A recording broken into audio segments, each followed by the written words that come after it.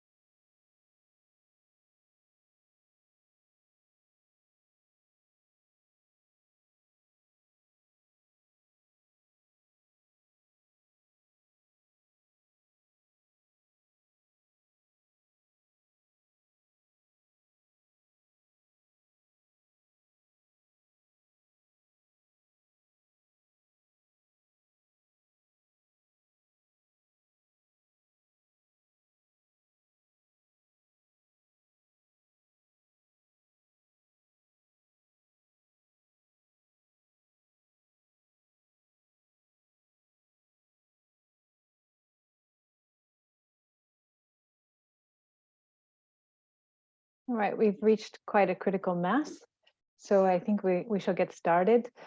So everyone on the call is aware we are recording, and a version of this will be available online for people to watch following the webinar. Good afternoon, and it's my pleasure to welcome you all here today for our fourth IOM-MMC webinar. I won't provide an introduction. I'm instead going to introduce our esteemed moderator for this lunchtime session, Dr. Florian Relli, who is First Secretary and Regional Officer for Refugees and Migration at the Embassy of the Federal Republic of Germany, based in Addis Ababa. And Florian, without further ado, I would like to pass the mic over to you, and thank you so much for your moderation of today's event. Thank you very much, Ayla. It's indeed a pleasure to moderate this session. I'm very glad that you invited me. It's good to see virtually a lot of familiar names, and I'm very much looking forward to this lunch session. We will see today the last webinar in a series that had been organized by IOM and you, Ayla, with the MMC in the first half of 2023. This webinar series has aimed to examine the latest research and evidence on key migration trends and dynamics impacting the region.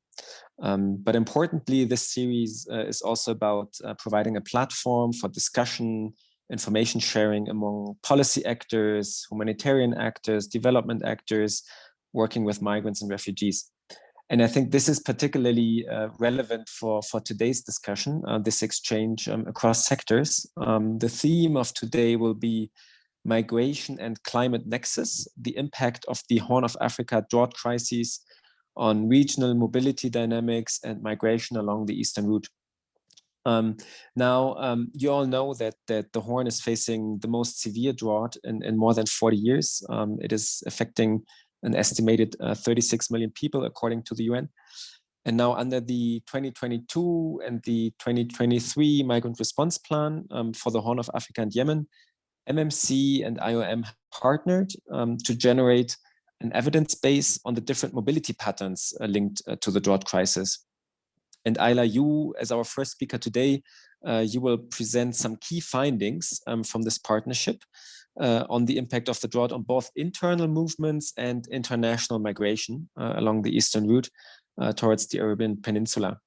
And by doing so, you will shed light on the profiles, drivers, mobility patterns of affected Ethiopians interviewed, or that you interviewed with your team, and key points of transit in Somalia and Djibouti. So very much looking forward to that. This webinar will also, dear colleagues, discuss the implications of these findings for programming, first of all. And we are extremely glad to have Nicolas Joannick, the head of program for WFP in Somalia, who will elaborate on these implications for programming, obviously in one of the hotspots of the current drought. And then later on, I will also provide some reflections on implications for policy before we then open for a broader discussion. So again, very much looking forward to this discussion. And now, Ayla, back to you. Thanks so much. So we have a packed schedule in this 1 hour session. So of course, we won't be able to get to all of the findings included in our research, but I'm looking forward to a fruitful discussion in the Q&A, and we can always have follow-ups following this. And all of the findings that we discuss here are either already posted online or they will be by the end of the month. So a little bit of background where this came from. I mean, both IOM and MMC have been working a lot along the eastern route and studying patterns of mixed movement. And this eastern route is really characterized by movements driven largely by economic factors. And it's because of the drought's impact on livelihoods, especially agrarian and pastoral livelihoods. It was key for us to develop an understanding about how additional economic constraints could impact movement or impede it. And already more than 1 million people have been displaced, are in search of assistance, water, or pasture. Many more are unable to move and are stranded in drought-affected regions, which we'll delve into a bit through this presentation. And going into this research, our qualitative interviews with emergency response actors, but also MMC enumerators on the ground, point to possible changes in the mobility patterns of pastoralists, of IDP movements towards informal camps, and evidence that climate events do in fact spur international movement, because of course there is this ongoing debate about internal versus international. Yet this was all really anecdotal accounts or accounts from disparate sources. And when we began this partnership last year, there was not yet regional standardized data. It was really confined to Kenya or Ethiopia or Somalia, which existed on movement decision-making of drought-affected populations and the broader migration and regional migration consequences of the drought crisis. And how this slow onset disaster is impacting, constraining, or intensifying existing mobility dynamics. So that was really our point of departure for this project. And as Florian said, we're both working within the framework of the MRP in terms of its strategic objective to build evidence, partnerships, and coordinate to enhance the humanitarian response.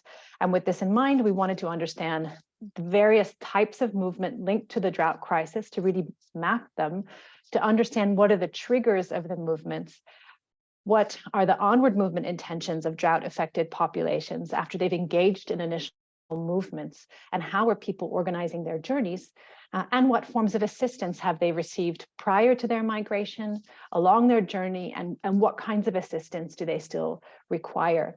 And as part of these questions or objectives, it involved really making explicit the link between climate factors on the one hand and mobility outcomes on the other, which is why we titled this seminar around the climate and mobility nexus.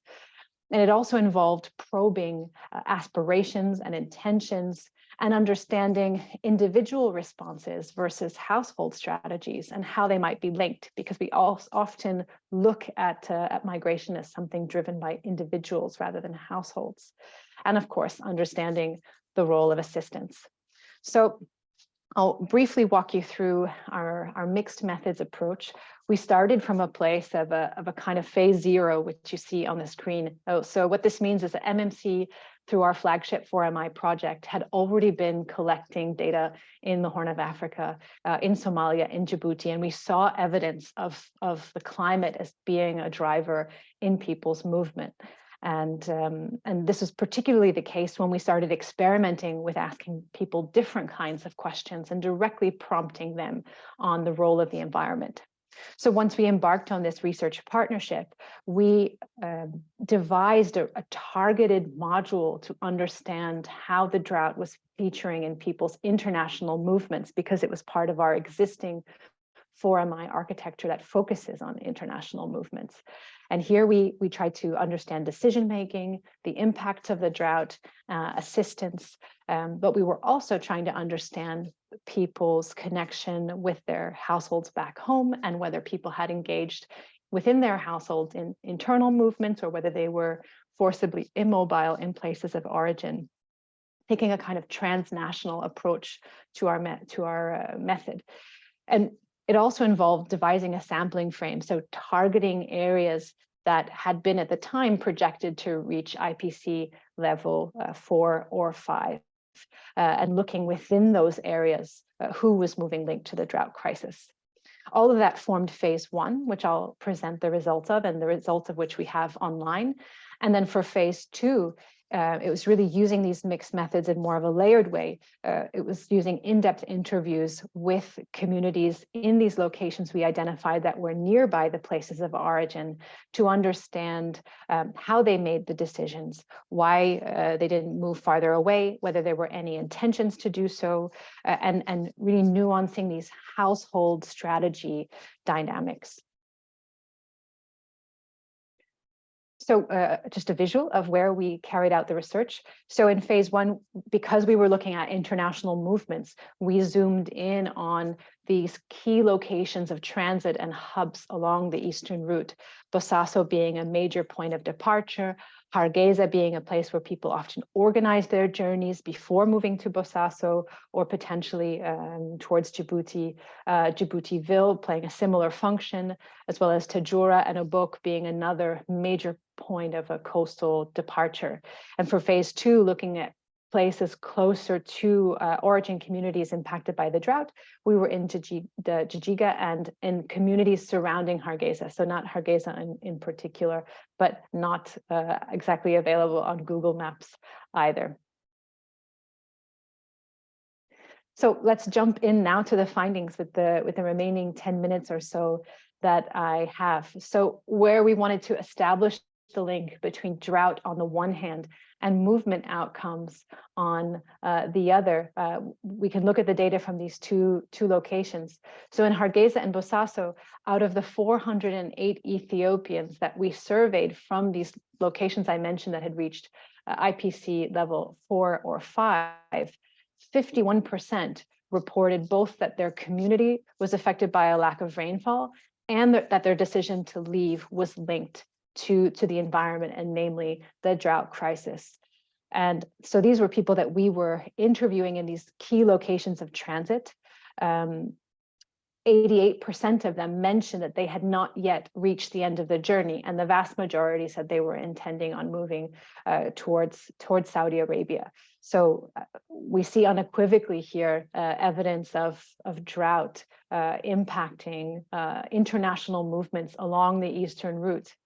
And 75% of these drought-affected respondents, so of the 208, cited at least one other migration driver, suggesting that the drought is not a driver impacting on its own, but it's intensifying, it's overlaying existing economic drivers that we see along the eastern route. And the trends are similar when we turn to the data from Djibouti, Villa Obok, and Tajura, although let's say to a slightly less extent. Of the over 500 Ethiopians that we interviewed there, 25% reported both that their community was affected by a lack of rainfall and drought conditions, and that their decision to leave was linked to this. This indicator is created based on a number of questions. And nearly all of them said that the drought was one of several factors driving their movement, and same that all had not reached the end of their journey. So this is really a phenomenon impacting movement along the eastern route as we know it.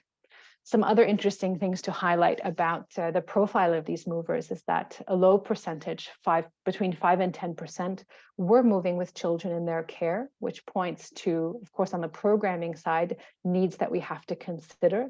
And a third of our respondents, roughly, were coming from urban areas, from cities. And so we have to think that when we think about climate change and mobility at a broader level, we're not just talking about movement or impacts felt in rural areas, but impacts also felt in cities, and cities not just as receivers of people affected by climate factors, but because loss of crops and livestock also affects prices in cities. Some people are priced out of being of cities and have to use migration as a livelihood strategy. So climate and mobility is also an urban issue as well. Turning to look at the triggers of movement, we see that in both contexts, the top 3 triggers remain the same, albeit in a slightly different order, but we see loss of livestock, loss of crops, and food price increases being the major triggers of movement. And again, interesting to highlight here, what's key is that it's not one trigger, but it's a combination. It's several triggers or constraints working together that ultimately yield a migration outcome. And I would draw your attention to when we disaggregated by gender, the main difference we saw with among our men and women respondents was in relation to food price increases, which tells us a little bit more about the different kinds of economic activities that they might be involved in. Women engaged less in pastoral work, a little bit more having their socioeconomic activities based in urban areas, and so being impacted by food price increases, which sheds a little bit light on the kind of, let's say, gender sensitive programming that we might consider. Although, of course, we have to be careful not to generalize this to all people, all drought affected people, but this was the case for those that we interviewed. Then to household dynamics. So of the people that had engaged in international movements, we asked them, have other members of your household also left your location of origin? And in Djibouti, 72% said some of them had moved. A much smaller percentage said that all of them had moved, whereas in Somalia, most had not, but still 36% had moved. And when we delved further into the kind of movements that had taken place from the locations of origin, the majority of respondents from both countries had at least a family member who moved internally of those who had moved. Some had also engaged in similar cross-border movement and movements of longer distance. But what this tells us is that if we look at it all together, we have a single household that's engaging or that's experiencing multiple mobility outcomes, sending someone to move longer distance to spread risk, moving to places nearby, and some members of the household not engaging in any movement. And so thinking, how do we consider such a diverse landscape within a single household in our thinking about and policy. Focusing now on the reasons for immobility. So of those who said that they had family members who stayed behind in the place of origin, we wanted to understand Was this because they wanted to remain, they didn't want to move, it was the least preferable option, or were they forcibly immobile, or were they more, not something as extreme as involuntary immobility, but they were experiencing nevertheless constraints that made moving less preferable? And that's largely what we found, and we found multiple factors that drove this kind of immobility, whether it was obligations related to caring for land, livestock, other household members, not having enough money for everyone to engage in movement, and so they had to support a particular member of the household. Then vulnerabilities due to age, pregnancy, illness.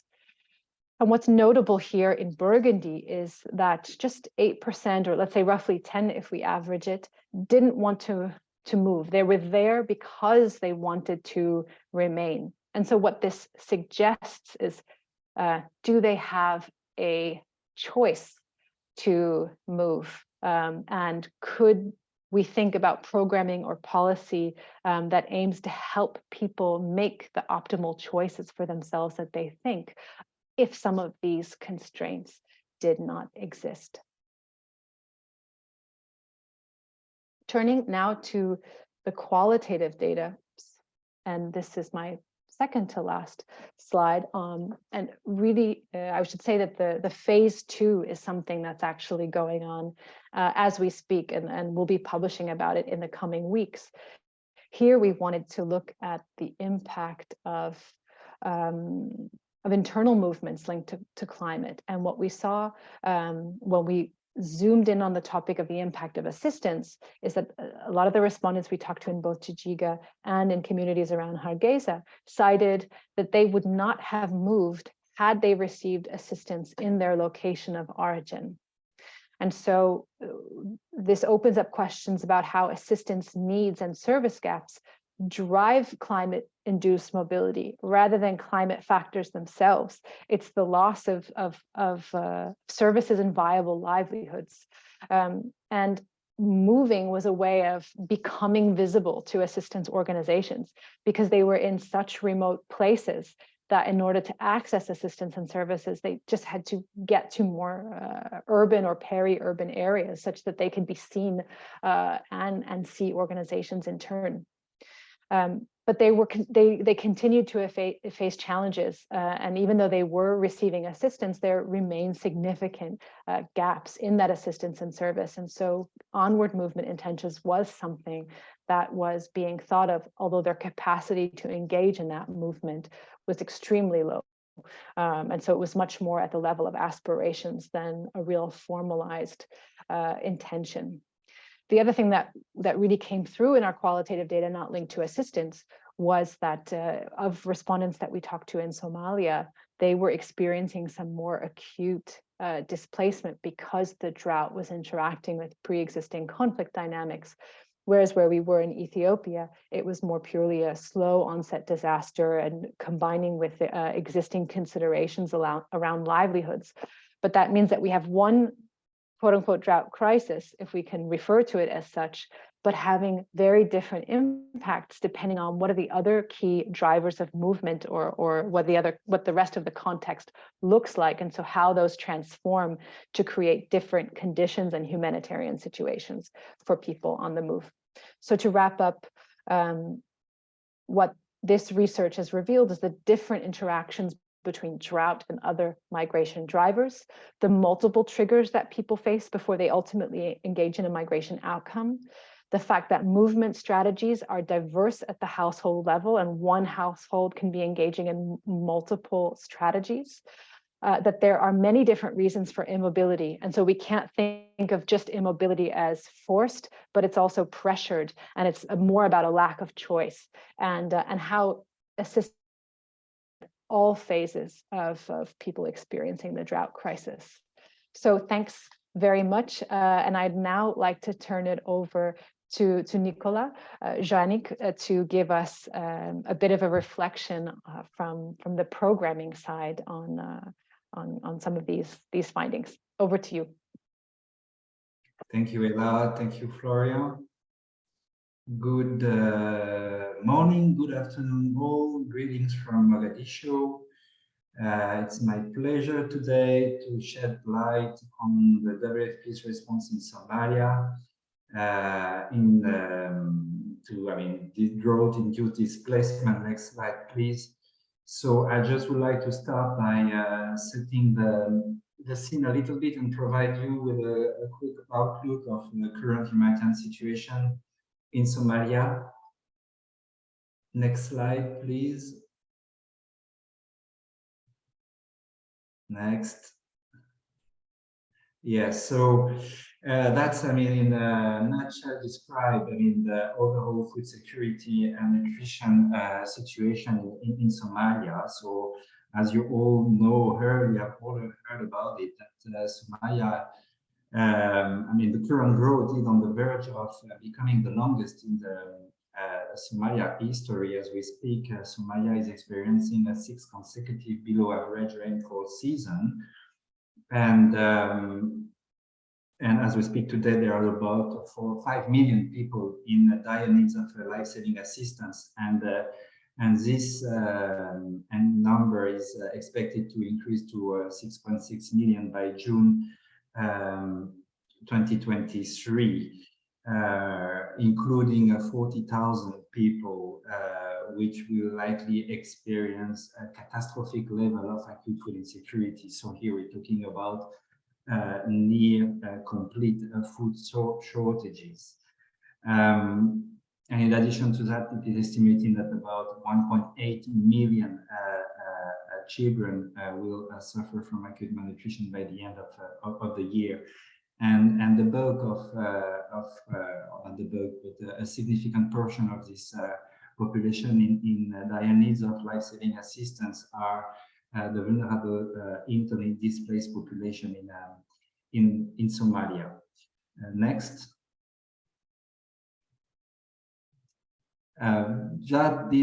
This slide just gives you some perspective on the scale, the magnitude of internal displacement across Somalia since January 2021 till date. It is estimated that about 3 million people have been put on the move, seeking for assistance or relief within the country.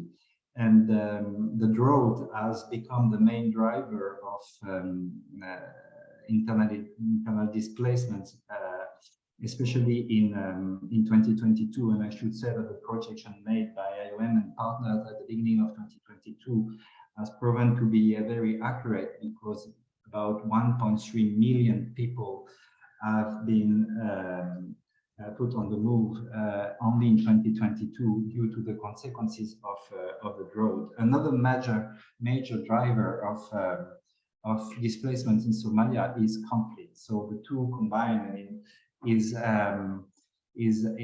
further exacerbate the vulnerability of the people who are on the move. Something very important to note in Somalia is that also among the IDPs, the marginalized communities are disproportionately represented, and in addition to the structural vulnerabilities that this population face, they have been even further impacted by the consequences of the drought. So that is just to shed light a little bit on the current humanitarian situation in Somalia. Next slide, then we can talk a little bit more about what we have been doing, especially since the beginning in 2022, to not only address the most immediate needs of IDPs in Somalia, but also try to prevent further displacement. So that's what we have called the kind of continuum of assistance, which is not really a continuum, because all the different approaches are happening at the same time in parallel.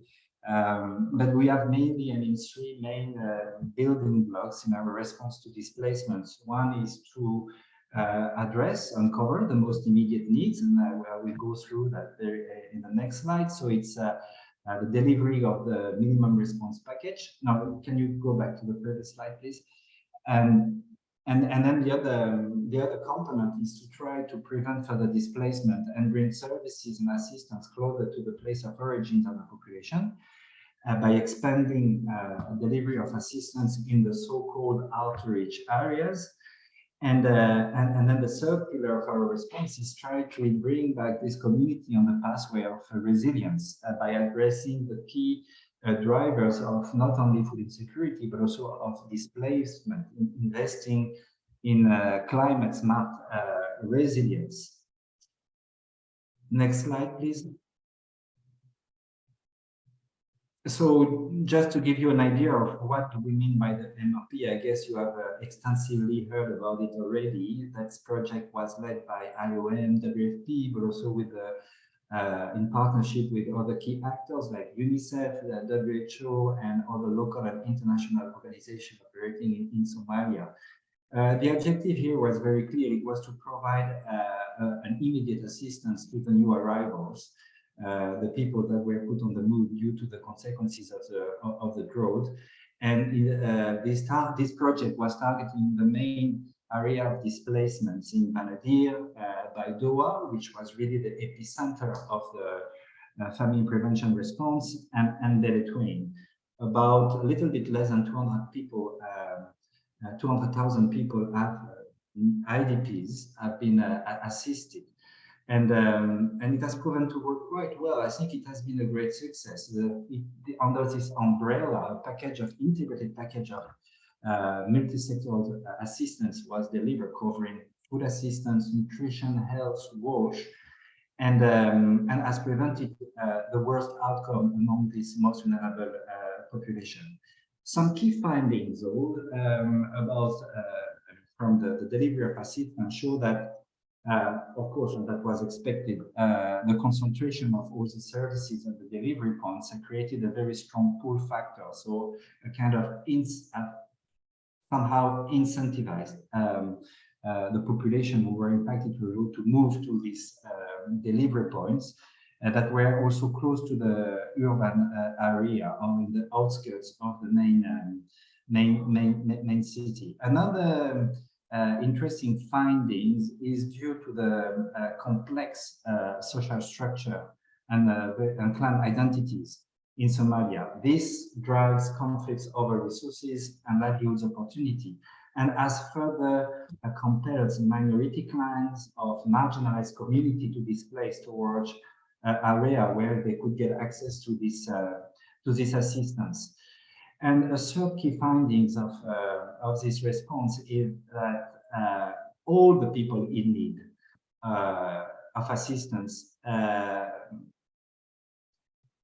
tend to declare themselves as IDP to access this additional assistance and livelihood support. And that has put the question of how do we distinguish from the IDPs, the new arrivals that were moving due to the consequences of the drought, to the chronically poor people in a country where the urbanization rate is one of the highest in the world. And so that has triggered a lot of debates on how to make sure that the delivery of this first line response were truly targeted the people with the most acute needs. And so, I mean, bearing in mind these key findings, very naturally, we thought about how can we be able to bring assistance closer to the place of origins. Next slide, please. And so WFP with UNICEF and WHO has established this a kind of innovative framework of for the delivery of assistance in the so-called outreach area. That means, what do we mean by outreach area? It's the areas in Somalia where governments, authorities have intermittent territorial control. And so by identifying safe delivery points, we have managed to expand the delivery to these very vulnerable locations, targeting these very vulnerable populations to prevent further movements to already overcrowded urban settings where assistance was already delivered. And also, I mean, this approach, I think, has been quite successful. We've managed to reach 15 districts in Somalia, and in some instances, some of these districts were cut off assistance for more than a decade. It was the first time to see humanitarian workers or humanitarian agency delivering assistance in these places. And we do believe that as preventing further migration to urban centers. Some key findings is, I think, the model that was put in place by establishing these safe delivery points where people can come and collect their entitlements and go back home, and I think that has proven to work well, and we continue building on that to further expand the delivery of humanitarian assistance. But also, I mean, one of the key findings is that the delivery of assistance to the source of displacement has actually mitigated displacement in Somalia and likely reduced the number of internally displaced population. Next slide, please. And then finally, investing in building resilience of vulnerable groups with the aim at reducing exposure to shocks is also a counter incentive to migration. And emerging evidence, so we built this joint resilience action, the three agencies together, WFP, FAO, and UNICEF, developing program approaches to build climate smart resilience, indeed bring back the capacity, the community on the pathway of resilience. And we have now evidences to show that the population we have benefited from this joint resilience action have been much less affected by the consequences of the drought and the conflict, and has mitigated or prevented further displacement among the targeted population. Just to give you an idea on the evidence that we have collected, acute malnutrition rates in the targeted location dropped by 4-5 percentage points. Many children were brought back to school, and drop-off rate also largely decreased. And we've noted also that a very sharp reduction in the coping strategy, the negative coping strategy put in place by the households in the project location, together with an increase of cereal harvest even during the drought. So overall, all the people supported under this partnership for resilience have required much less humanitarian assistance than the other, in spite of the protracted drought. And some of these have been preemptively supported with crisis modifier to protect the return gates made under the program. In relation to displacement, some of the key findings. Next slide, please. Yeah. So what we've also noted from our, based on the monitoring and evaluation of our program, is that about 58% of all IDPs reported that other members of the households had not moved from the location of origin. And that indeed indicates, given the very strong remittance patterns in Somalia, that internal remittance flow back to the point of origin. That means when we deliver cash, because the bulk of our assistance is in the form of cash, this cash then flow back to the population that have not moved and stay in the area of origins. Another very interesting finding is that also 84% of the new arrivals are female-headed households, and especially in Banadir and by the way, where are located the major IDP sites. So what these different findings show is that in most of the displaced households, first of all, not all the members in Somalia have decided to leave the location of origin. And then there is a big difference in how male-headed households and female-headed households make decisions on when and where to displace.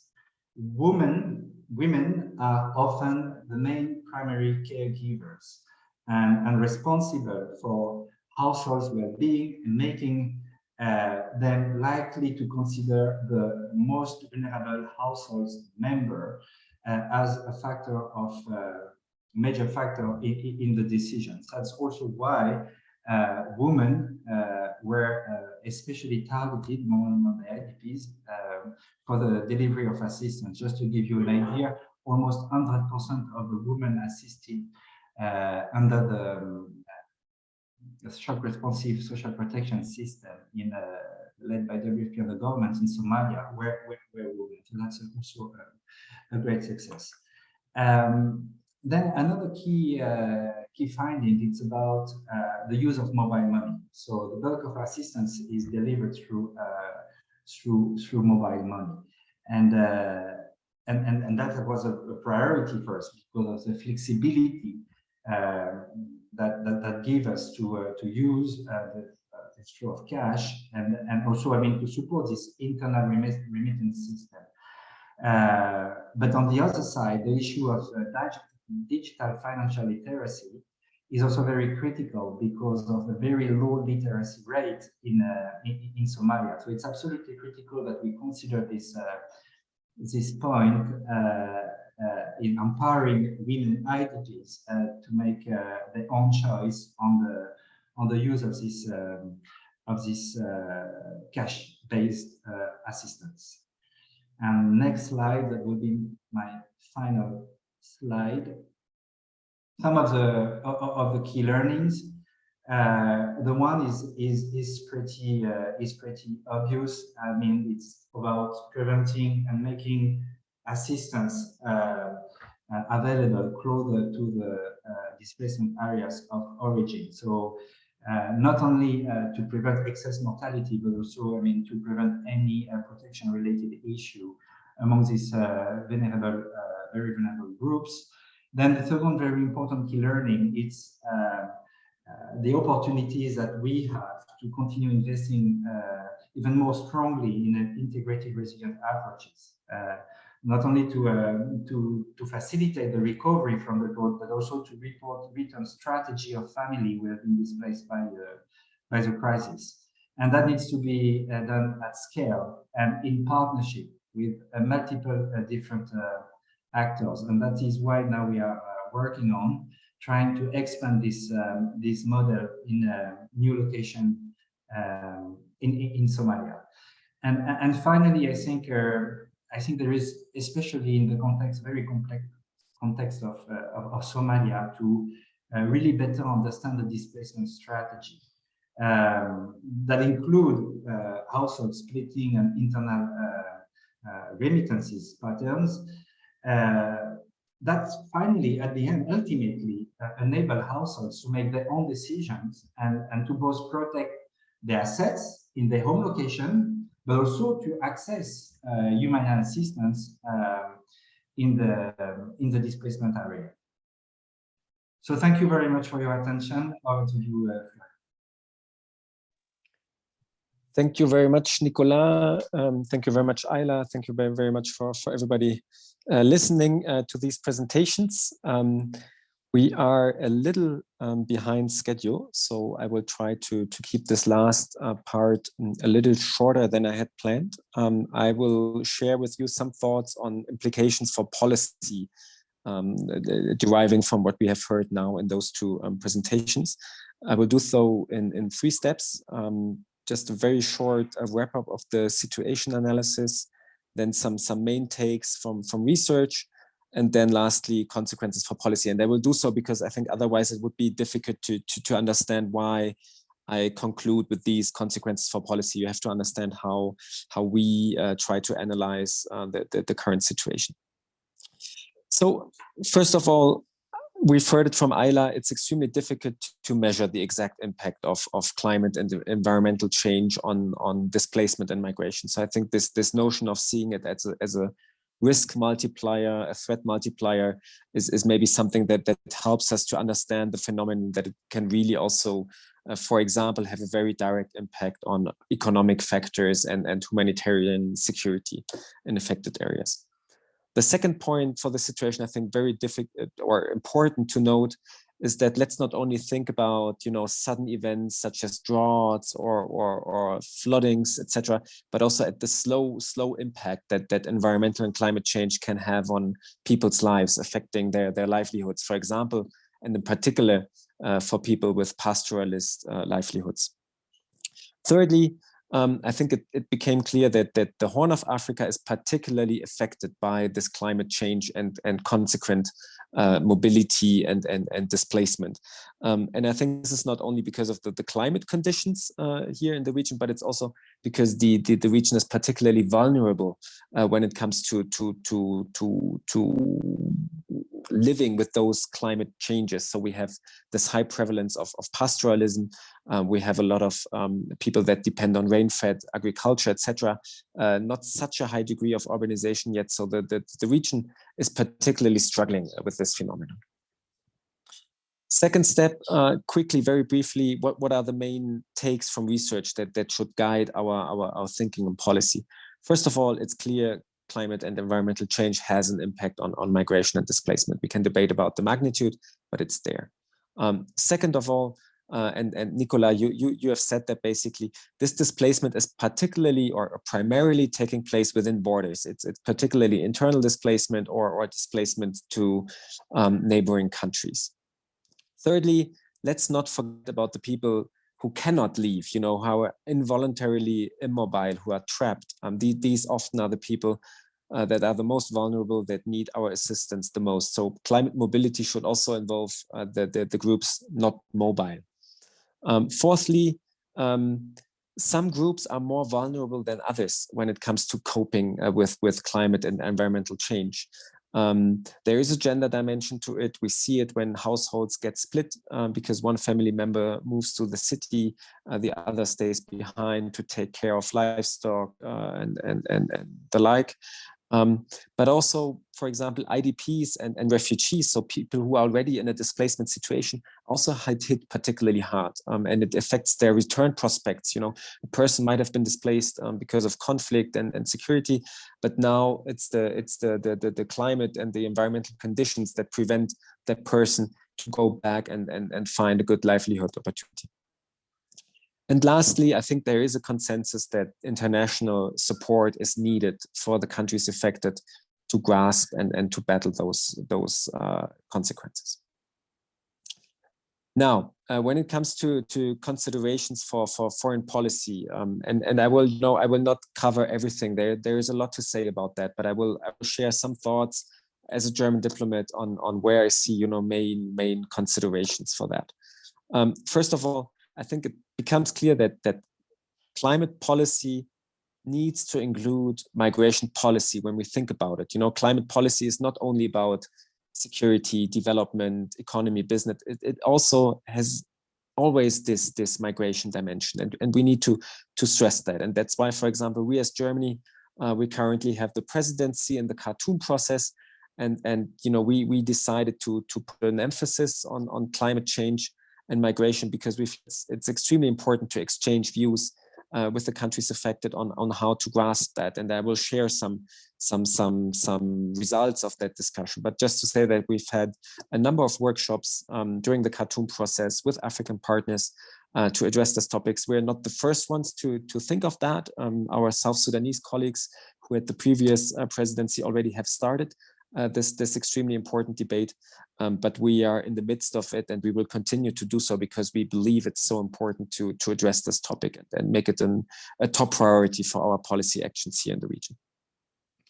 Second of all, of course, it also has to be in our minds when we design our development policies, our humanitarian assistance, our stabilization portfolio in the areas. And I will just, just to reflect a little bit more on our humanitarian assistance in the region. If we look at the drought affected countries here in the region, Ethiopia, Somalia, and Kenya, we have doubled our humanitarian assistance to those countries last year to over $200 million. And that is also a consequence of the drought, because we need to react to that. And we are, it's not something to be proud of because the needs are so high, and you just need to react. But just to say that Germany is also the biggest donor to the humanitarian funds in Ethiopia and Sudan, and also to the SURF, the global SURF. And that is important because up to now, SURF has allocated $172 million to the drought affected countries to tackle that situation. Next point, I think it's also good to see that there is some positive developments globally when it comes to exchange on policies and finding common ground of how to react to that. I would like to name the Compact on Migration. I would like to highlight the Kampala Ministerial Declaration on Migration, Environment and Climate Change, which has been adopted last year in July, which has a very holistic approach. It addresses a lot of aspects, also, for example, linked to the availability of data, the lack of partnerships, financing, and by that I also mean like private financing and investment. It calls for enacting urgent regional and national legislation, comprehensive urban plans, etc. So it's quite encompassing, if you wish, and I think that is promising that you have this debate taking place. And you also have, on an institutional level, some promising developments. For example, you have the ICPAC, the Climate Prediction Analysis Center by IGAD in Nairobi, which is doing tremendous work to help understand and better tackle these challenges. The fourth set of issues I would like to mention, and this will sound a little bit like name dropping, but I think there are some points that need to be due diligence now when we speak about policies in the region.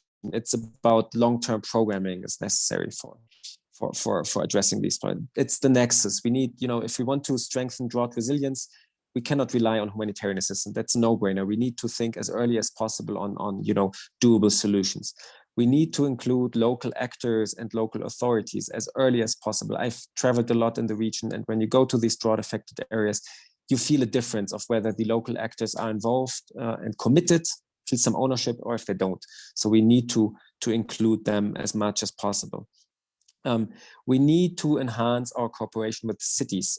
They will play a major role in tackling this. And Ayla, I'm glad that you have mentioned that cities are not only a destination of climate mobility, but they're also a source of climate mobility. So the way of how cities will be able to absorb the newcomers and provide livelihood opportunities and security to those people will also affect the number of people who then feel compelled or forced, I should say, to leave.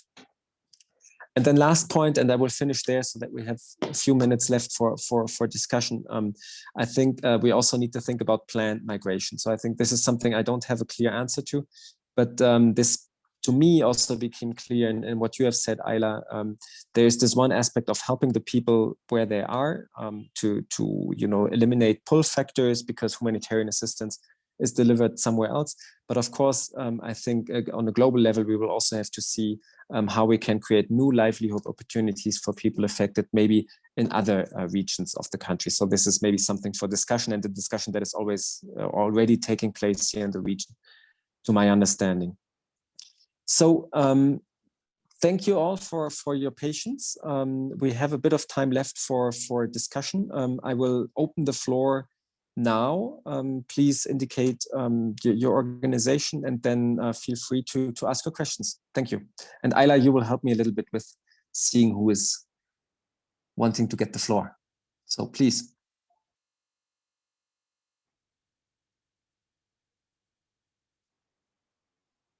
I can say that there's already been about a dozen questions that have been raised in the chat. 10 of which we've responded to directly. I hope that everyone can see them, but to give people a little bit of time to consider what they want to ask. One question that I have not answered comes from Gian Petro. Do you want to unmic and ask your question directly about assessments?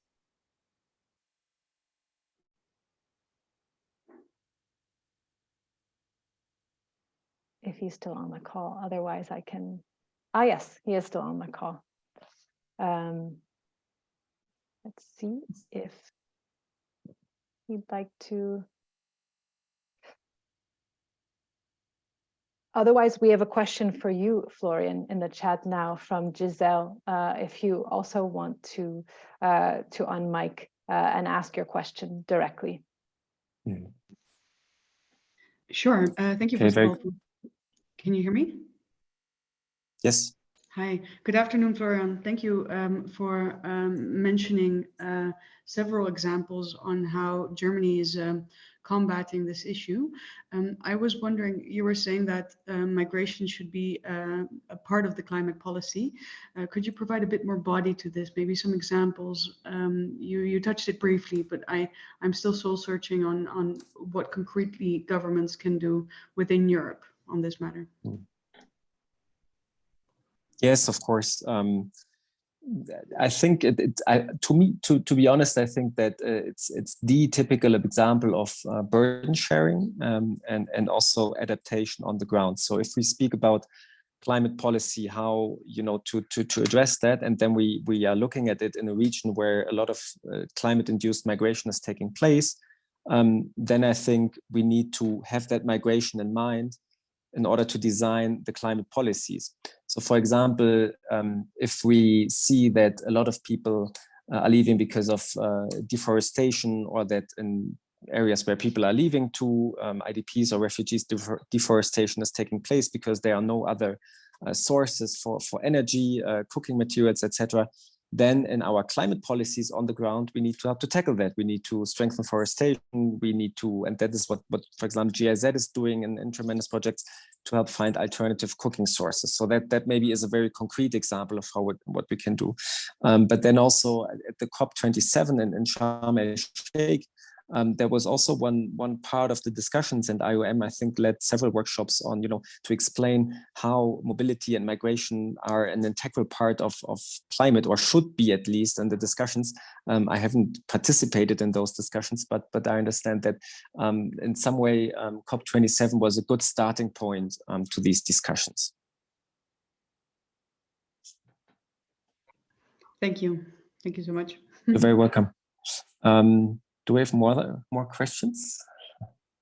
Let me check in the chat. People raising their hands.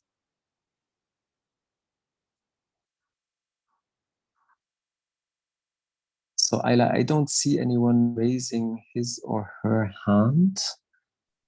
Do we have more questions in the chat? I'd be happy to read out the question then from Gian Pietro. Asking to compare the results with similar previous assessments to find out what are the differences and how do we translate that into programming. And the fact that these are not new. And I think what the question is speaking to is the fact that we know that these droughts are cyclical. So what data and research did we have going into the 5th or the 6th failed rainy season, and what is different about what we're seeing now? And I think this is a really important question.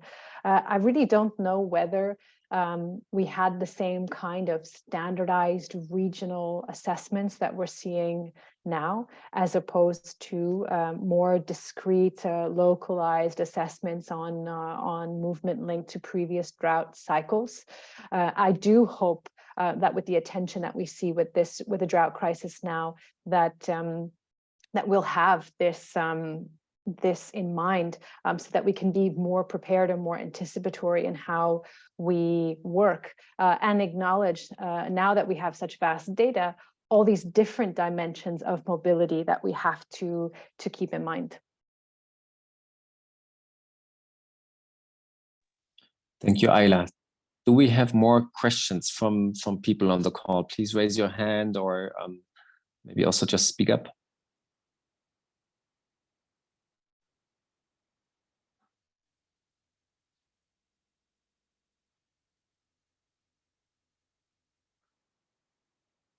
Ayla, I think this is not the case. Do you see any unanswered questions yet in the chat that you'd like to raise? A raised hand from Carol. Okay, Carol, please go ahead. Oh, she just unraised her hand. Now she's raised it again. Okay, let me. Yeah, sorry about that. I hope you can hear me. Loud and clear, Carol. Okay, I'm Carol Mungo. I work with the Stockholm Environment Institute.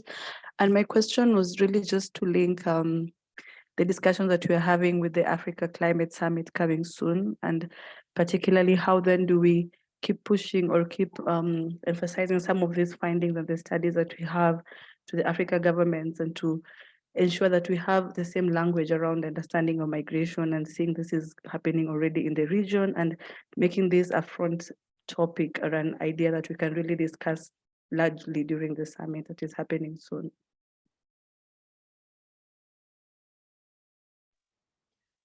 Ayla, maybe you will to share thoughts on how you make your research available to the African Union, or you, Nicolas, how the UN is in touch with the African Union. For my part, you know, on the political dialogue with the African Union, I can assure you that this is, you know, a frequent topic for discussions. Germany had the chancellor here in Addis Ababa recently, and overall, you know, climate discussions are taking place. This is why I also stressed the Khartoum process, because this is the political dialogue format between the Horn of Africa and Europe on migration issues.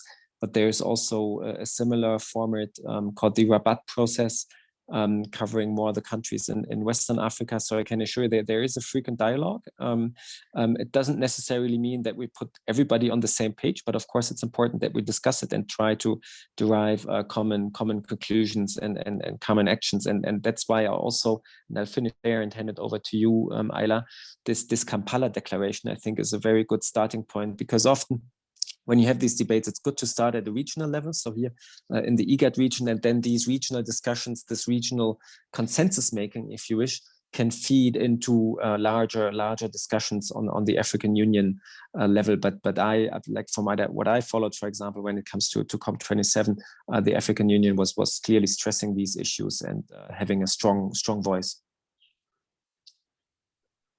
Thanks. To chime in very briefly, I think it's a great question. Thanks, Carol.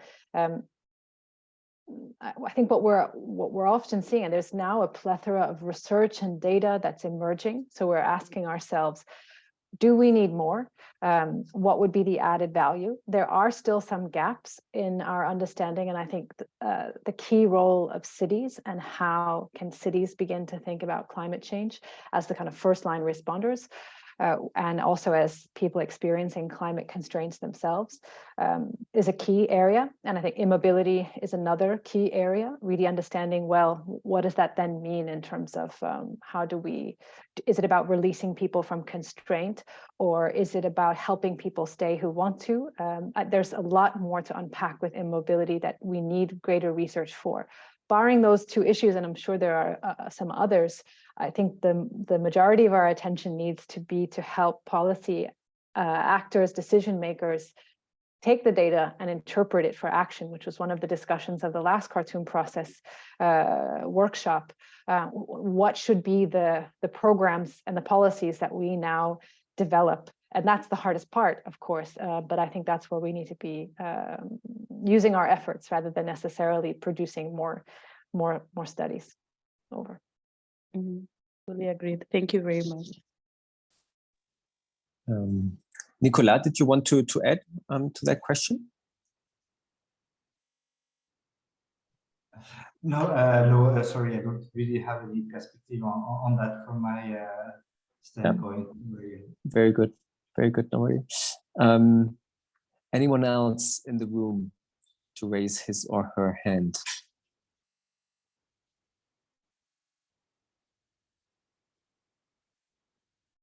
I don't see a further hand raised. And then here. I think we've covered it, if I'm We not have mistaken. One Oh, yeah, final please. hand. Please speak up.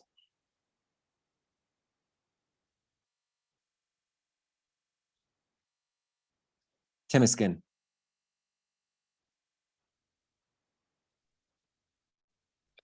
Hello, Yes, hello.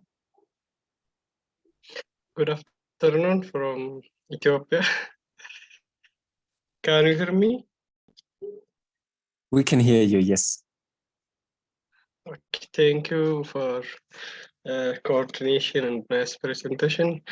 I was raised questions on chat, but I want to know about the immobility types. This is related to with theoretical reflections, because people are immobile or unable to migrate because of lack of ability or aspirations.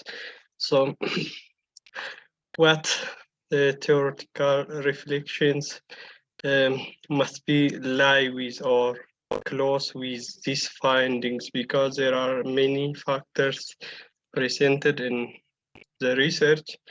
And the second issue or questions is, what about the Horn Africa or from Kenya to South Africa? Because most migrants go to South Africa by transiting more than 5 countries from Kenya to South Africa. Thank you. I can chime in on this. So I think the question on the southern route is an interesting one, because other than the eastern route, yes, it's a major route for people from particularly Ethiopia, also Somalia. We've done some work on the southern route, and we did not see very much in the way of people from the Horn of Africa citing environmental factors as contributing to their movement. And we asked ourselves, why was this the case? And I think it's a function of the fact that, well, those moving south are from very different regions, first and foremost. And according to some new research just published by IOM, I will present on behalf of my co-convener Laura. They really found the strong presence of network effects, social network effects driving that movement, as opposed to, let's say, more externalized contextual drivers. And I would add from MMC's own research that a lot of the movements we're looking along the eastern route are relatively short in distance. So people are impacted by drought, among other economic drivers. And so they're engaging in these movements along the eastern route. But to move south, it's a significantly longer journey, bigger investment. And for someone experiencing climate, I think there would be other alternatives to consider before considering movement along that route. So I think part of the answer is structural, part of it has to do with their existing social networks, part of it has to do with where they're coming from in Ethiopia and Somalia, I would say, which sheds some light on why we're not seeing this dynamic there at the moment.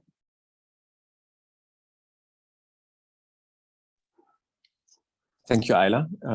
I think I don't have anything to add on that. Nicola, do you? Otherwise, I think, Ayla, you have to decide, but I think we are at the end of this webinar. We spoke a little bit more than we anticipated. Maybe you want to say a few last words. Maybe from my end, I was delighted to join. It was a very rich discussion. Thank you very much. And let's keep this up. I can't say it any better. I will just echo some answers to questions that the recording will be made available. And thank you to everyone for the rich discussion within the Q&A box. So with that, we will end, and please feel free to reach out to us by email if you want to have follow-up conversations about any of the things that Florian, Nicola, and I discussed today. So thank you, and also on behalf of Laura. Thank you. Thank you.